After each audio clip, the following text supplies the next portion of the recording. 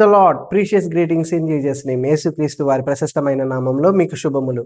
ఈ ఉదయమున అత్యంత విలువైన దేవుని మాటలతో ఈ రోజును ప్రారంభించుకుందాం. చూడండి, కీర్తన గ్రంథము 68వ అధ్యాయము 20వ వాక్యాన్ని చదువుకుందాం. దేవుడు మా పక్షమున పూర్ణ రక్షణ కలగజేయు దేవుడై ఉన్నాడు.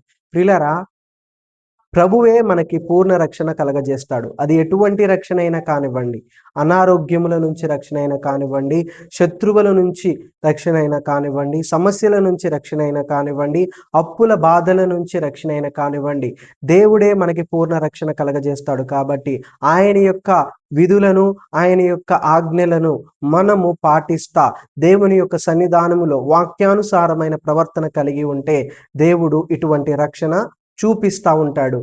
మనుషులు శాశ్వతమైన రక్షణ చూపించలేరు, తాత్కాలికమైన రక్షణని కలగజేస్తారేమో, కానీ దేవుడు శాశ్వతమైన రక్షణతో మనల్ని కాపాడుతూ ఉంటాడు. కాబట్టి ఈ ఉదయమున ఈ యొక్క సన్నిధానములో మోకరించి మనము ఈ రోజును ప్రారంభించుకుందాం. ఆమేన్.